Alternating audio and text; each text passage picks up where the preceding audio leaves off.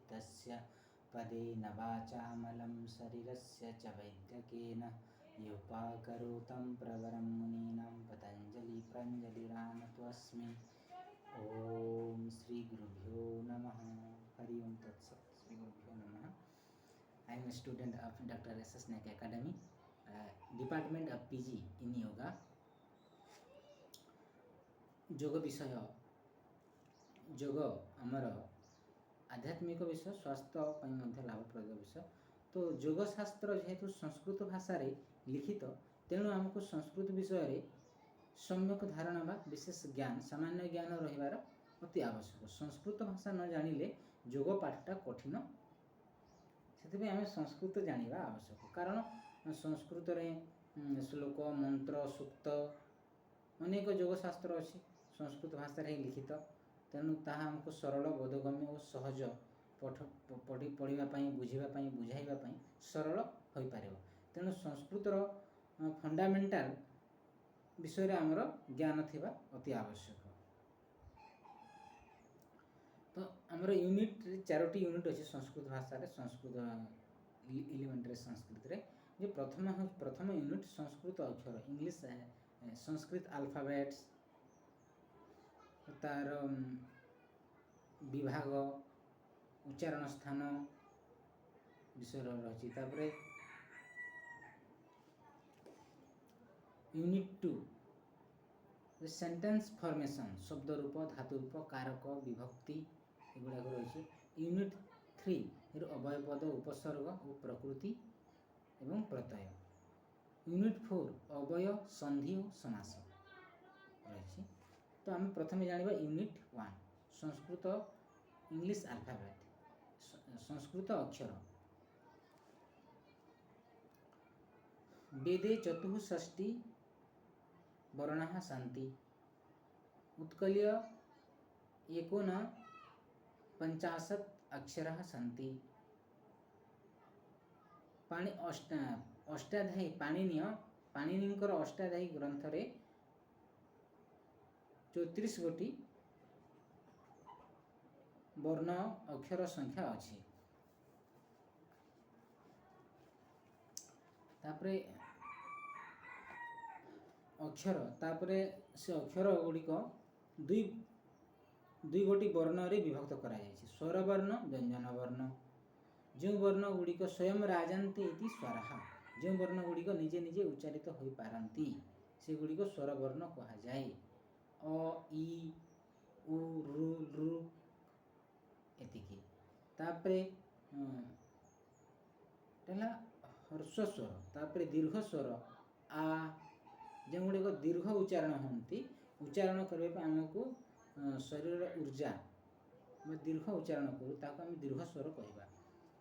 आ दीर्घ इ दीर्घ उ रु ए ऐ ओ औ एगुड़िक है दीर्घ स्वर। हर्ष स्वर दीर्घ स्वर दुई भाग में विभक्त। आउ गोटे प्लुत कह जाए जे कहार नाम को आम डाकिबा उच्चारण करवा हरि इ तापरे ओम जा माने दीर्घ तृतीय पाद पर्यंत उच्चारण ताको प्लुत स्वर कह जाए। तापर जानिबा व्यंजन वर्ण।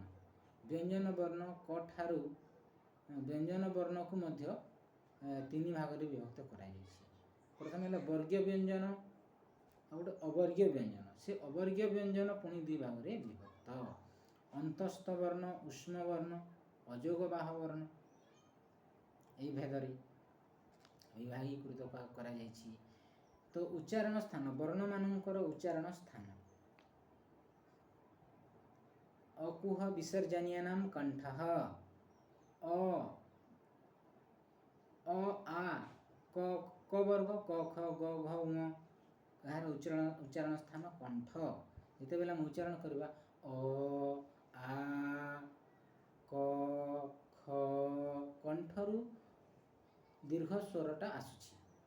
अकुह विसर्जनीयानां कंठः ईचु जसानां तालुः हर्षई दीर्घई च छ ज झ न्य ईचु ज सा तालवेश तालु तालव्य वर्ण उच्चारण स्थान हमर तालुर साहाय्य उच्चारण होछि।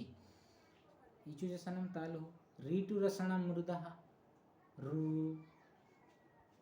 रु रु ट ठ ड ढ एगुड़िक मूर्धन्य वर्ण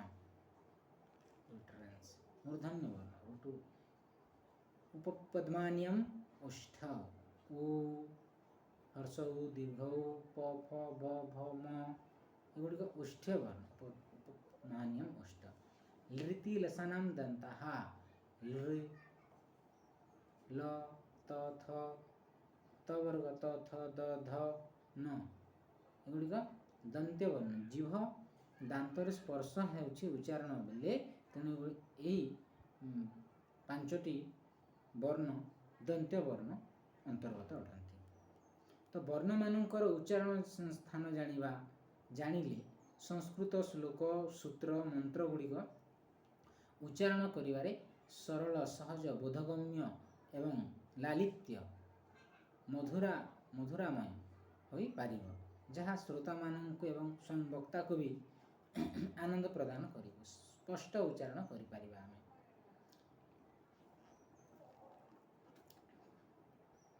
तापरे अनुनासिक वर्ण भी रही। अनुनासिक वर्ण माने नासिका उच्चारण स्थान एवं नाकर साहाय्य जो वर्ण उच्चारण हो ताको अनुनासिक वर्ण कहा जाए। तो संस्कृत रे हमर अनुनासिक वर्ण पांच गोटी रही ङ ञ अण न म कंठ कंठ जोग नासिक न्य न्य तालु तालु जोग नासिका अण मूर्धा जोग नासिका म ओष्ठ्य वर्ण सहित नासिक वर्ण।